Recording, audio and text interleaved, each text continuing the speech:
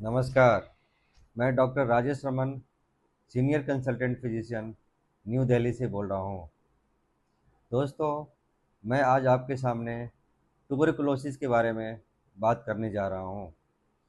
Tuberculosis एक infectious disease है जो कि माइकोबैक्टीरियम ट्यूबरकुलोसिस नाम के बैक्टीरिया से होता है। दोस्तों, टीबी को हम ब्रॉडली अगर डिवाइड करें तो दो तरीके के होते हैं। एक पुल्मोनरी टीबी, दूसरा एक्स्ट्रा पुल्मोनरी टीबी। पुल्मोनरी टीबी में लंग्स का इन्वॉल्वमेंट होता है और एक्स्ट्रा पुल्मोनरी टीबी में बोन्स का इन्वॉल्वमेंट या स्पाइन का इन्वॉल्वमेंट या लिम्फ नोड का या इंटेस्टाइन का या सॉफ्ट टिश्यू या जेनेटो यूरिनरी सिस्टम का इन्वॉल्वमेंट होता है।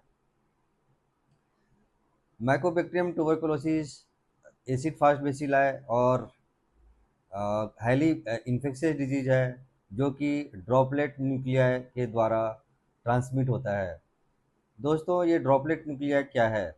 अगर किसी पर्सन को एक्टिव ट्यूबरकुलोसिस है तो टीबी के जो कीटाणु हैं, बैक्टीरिया है, वो स्निजिंग के जरिए या कॉफ के जरिए बाहर इन्वायरमेंट में स्प्रेड होता है।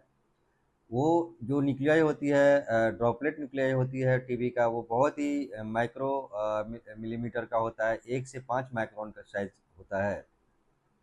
यह इन्वायरमेंट में काफ़ी लंबा जीवित रहता है। अगर कोई पर्सन, हेल्दी पर्सन, उस न्यूक्लियाई को इनहेल कर लेता है तो टीबी के का जो कीटाणु है उसके अंदर प्रवेश करता है और वो वहाँ ट्यूबरकुलोसिस पैदा करता है। टीबी के प्रमुख लक्षण क्या हैं? टीबी के जो मुख्य लक्षण हैं उसमें खांसी जो कि 2 हफ्ता से ज़्यादा हो जाए, भूख कम लगे, वज़न कम हो जाए, फीवर हो, रात में स्वेटिंग हो, भूख कम लगे और छाती में दर्द हो और सांस का फूलना हो। ये सारे मुख्य सिम्टम्स होते हैं। दोस्तों, अब हम बात करेंगे जो टीबी है उसके क्या रिस्क फैक्टर होते हैं, किन पर्सन में टीबी होने की संभावना ज़्यादा होती है।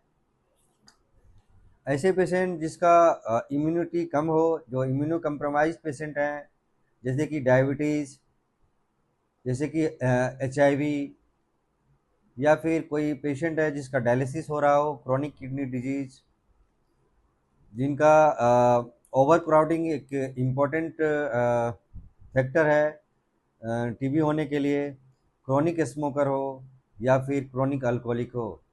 ऐसे पेशेंट्स में टीबी होने की संभावना आम आदमी की तुलना में ज़्यादा रहती है। अगर टीबी होने का शक हो तो हम उसे कैसे डायग्नोज कर सकते हैं? कौन कौन से टेस्ट कराया जा सकता है? सबसे पहले हम, अगर टीबी का शक हो तो हम बलगम की जांच करते हैं।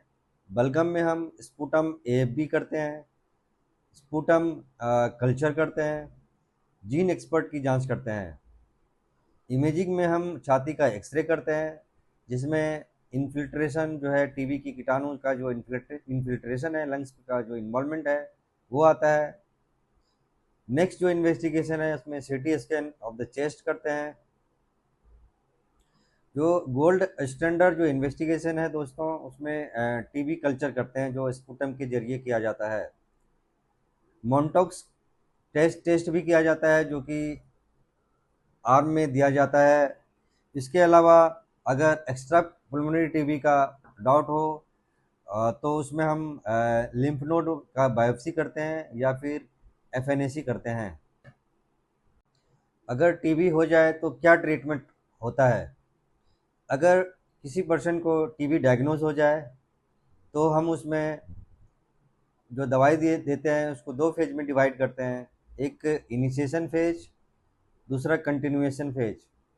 इनिशिएशन फेज जो है वो 2 महीने का होता है और कंटिन्यूएशन फेज 4 महीने का होता है। इनिशिएशन फेज में हम 4 दवाइयाँ देते हैं जिसमें HRZE। H मतलब आइसोनियाजिड, R मतलब रिफाम्पिसिन, Z मतलब पैराजेनेमाइड और E मतलब इथाम्बुटोल। कंटिन्यूएशन फेज में जो दवाई दी जाती है उसमें HRE मतलब आइसोनियाजिड, रिफाम्पिसिन और इथाम्बिटोल दवाई दी जाती है। दोस्तों इसके अलावा जो MDR टीबी होती है, जो ड्रग रेसिस्टेंट टीबी है, या XDR टीबी होती है, जो टोटल ड्रग रेसिस्टेंट टीबी है, उसमें कम्प्लेक्स ट्रीटमेंट दिया जाता है और उसका ड्यूरेशन भी 2 साल के आसपास होता है। ऐसा क्या करें कि टीबी की बीमारी ना हो? दोस्तों हम यहाँ प्रिवेंशन स्ट्रेटजी के बारे में बात कर रहा हूँ। अगर छोटा बच्चा पैदा होता है तो यह सुनिश्चित कर लें कि उनको BCG का वैक्सीन लग गया है। BCG का जो वैक्सीन होता है वो ट्यूबरकुलोसिस प्रिवेंट करने के लिए लगाया जाता है। अर्ली डायग्नोसिस और ट्रीटमेंट भी एक प्रिवेंशन स्ट्रेटजी का पार्ट है। अगर किसी को टीबी के सिम्टम्स हैं तो जल्द से जल्द डायग्नोस कराना चाहिए, डॉक्टर से मिलना चाहिए, इसके बाद एप्रोप्रिएट इलाज लेना चाहिए। दोस्तों ओवर क्राउडिंग जो होती है वो भी इम्पोर्टेंट प्रिवेंशन स्ट्रेटजी है जो हमें अवॉइड करना चाहिए ओवर क्राउडिंग को। जो नेक्स्ट होता है इसमें वेंटिलेशन, जो घर में वेंटिलेशन प्रॉपर होना चाहिए। हमें मास्क और सैनिटाइजर का उपयोग ज़रूर करना चाहिए। इसके अलावा जो अगर स्मोकिंग करते हैं, अल्कोहल कर लेते हैं, कंजम्पशन करते हैं, तो उसको अवॉइड करना चाहिए। लास्ट में हम यही समराइज़ करके ये बताना चाहूँगा कि ट्यूबरकुलोसिस एक प्रिवेंटेबल डिजीज़ है जिसमें कि मुख्य सिम्पटम्स होते हैं बुखार होता है, नाइट स्वेट्स होता है, वज़न कम हो जाता है, भूख कम लगती है। अगर इसको डायग्नोसिस करने के लिए स्पूटम का जांच करते हैं, छाती का एक्सरे करते हैं, सीटी स्कैन करते हैं, मोंटॉक्स का टेस्ट करते हैं। और अगर ट्रीटमेंट इसमें 4 दवाइयाँ दी जाती है, आइसोनियाजिन, रिफाम्पिसिन, पैराजिनामाइड और इथाम्ब्यूटॉल। अगर आप में से भी किसी को ये सारे सिम्टम्स हैं तो इमीडिएटली अपने नियरेस्ट डॉक्टर को ज़रूर से ज़रूर दिखा लें। धन्यवाद।